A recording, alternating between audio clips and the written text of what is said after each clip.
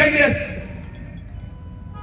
ही गोष्ट यापूर्वी घडली असते, पण त्यांनी एक ठाम भूमिका घेतली होती की दादा मी तुमचा पूर्ण आदर सन्मान करतो, पण मी थांबू शकत नाही, माझ्या मुलांना मी गद्दारी करू शकत नाही, आणि म्हणून माझ्या सांगण्यावर देखील त्यांनी अपक्ष उमेदवारी केली. मी देखील त्याला म्हणलो ठीक आहे तू पळू, आपण पाहू कसं वारं बदलतं. आणि मग आज या ठिकाणी येऊन मी अभिमानाने सांगावंसे वाटतं की महाराष्ट्रामधलं असं एकमेव उदाहरण आहे की जो व्यक्ती कुठल्याही आर्थिक परिस्थिती नसताना सर्वसामान्य कार्यकर्त्यांच्या जीवावर प्रत्येक गावामध्ये सभा घेणारा महाराष्ट्रामधला एकमेव नेता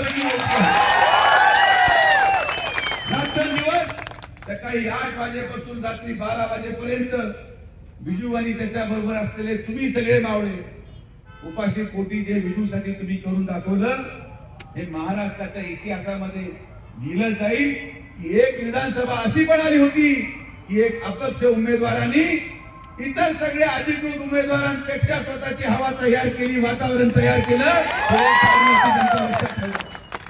आज हा निर्णय घेण्याचा जेव्हा उंबरठ्यावर आपण आलो, मी मान्य करतो की तुमच्या भावना वेगळ्या आहेत, पण आपण जेव्हा भावनेच्या आधारावर गेलो आपल्याला काय हाती लागले, आपण जेव्हा भावनेतून पूर्ण ताकदीने लढलो आपल्याला काय हाती लागले.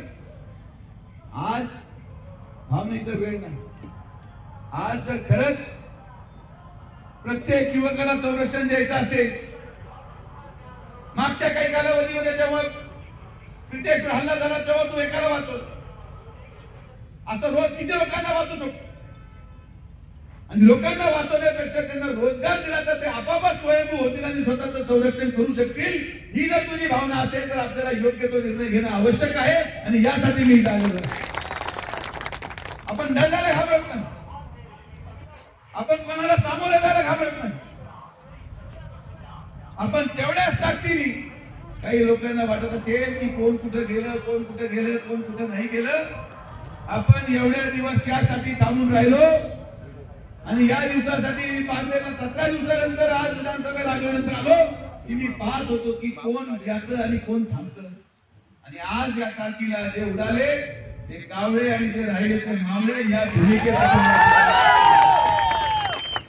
मी निवडणूक आयोगाचे देखील विजू मनापासून आभार व्यक्त करतो की अतिशय तुझ्या नावाला शोभेल असं चिन्ह तुला मिळालं. हे चिन्ह जे हिऱ्यासारखं मन आहे, ज्याच्या हिऱ्याच्या पडलेल्या प्रकाशाने अनेक घरांमध्ये प्रकाश होतो, असा हिरा या पारनेर तालुक्याच्या जनतेने हृदयामध्ये ठेवला. आणि हा हिरा नुसता एकटा नव्हता, माझ्या बरोबर असलेले अनेक हिरे तो तुझ्या बरोबर घेऊन गेला. आणि मी म्हटलं बाबा थांब, तू एकटा गेला तर ठीक आहे, तू माझ्या पण हिरे गुंडाळत चालला. सचिन होता, पंकज होता, उताये होते, हे सगळे मी 40 वर्षाच्या त्या घरी कमवलेले लोक आहे. आणि त्याच्यामध्ये आज तुझी भरभर झाली. मी तुम्हाला सांगतो, राजकारणामध्ये काम करत असताना आपण कोणाच्या पाठीमागे, कोणत्या पक्षामध्ये चाललेलो नाही आहोत. आपण कोणाचं नेतृत्व स्वीकारायला इथं चाललेलो नाही आहोत. आजचा हा निर्णय कोणाच्या नेतृत्वाखाली काम करण्याचा निर्णय नाही. आजचा हा निर्णय कोणाच्या पक्षामध्ये प्रवेश करायचा निर्णय नाहीये. आजचा हा निर्णय विजू बरोबर असलेल्या सगळ्या युवकांना रोजगार देण्याच्या दृष्टिकोनातून घेणारा निर्णय आहे. आजचा हा निर्णय या तालुक्याच्या गोरगरीब जनतेला, कारण की जनता हे पाहत आहे, जनताच्या मनामध्ये असलेला भावना, जनतेच्या मनामध्ये असलेला विश्वास की काहीही करून या ठिकाणी तुम्ही सगळेजण एकत्रित करा. मी कुठेही अनेक लोकांना संपर्क केला, आमच्या कार्यकर्त्यांना, ज्येष्ठ नागरिकांना, युवकांना, सगळ्यांचं एकच मत पडलं की आपल्याला जर एकत्रीकरण करण्यामध्ये यश आलं तर साहेब म्हणतो मग आम्ही या पारनेर तालुक्याचं भविष्य कसं करतो हे पहा. जनता वाट पाहून आहे की कधी हे घडतं. त्यामुळं आपल्याला देखील आज आपल्याकडून चूक होता कामा नाही. उद्या काही विपरीत घडलं तर आज सगळा धक्का विजू तुझ्यावर येईल आणि आयुष्यभर या पारनेर तालुक्याची जनता आपल्याला माफ करणार नाही. तर एक चूक आपल्याकडे झाली आणि एक चुकीचा माणूस त्या ठिकाणी परत त्या ठिकाणी लोकप्रतिनिधी झाला तर तालुक्याची जनता दोष कोणावर देणार. की आम्ही विजूला म्हणत होतो, विजू जरा थांब, ही संधी आपली नसेल, पण यापेक्षा मोठी संधी भविष्यामध्ये आपल्यासाठी लिहिलेली आहे। लोक जेव्हा म्हणतात, काही लोक आमच्याकडे येऊन म्हणले टायगर पळाला, टायगर कधी पळत नसतो। 2 पावलं मागे आल्यानंतर मोठी झेप घेण्यासाठी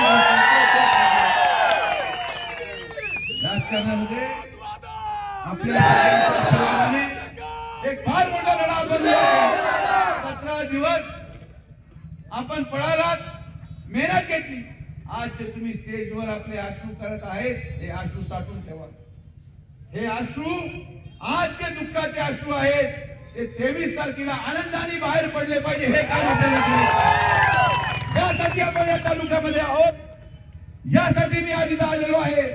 आणि मी हात जोडून विनंती करतो, मी विजूलाही विनंती केली, मला आठवडाभर लागला त्या ठिकाणी त्याचं मन वळवायला।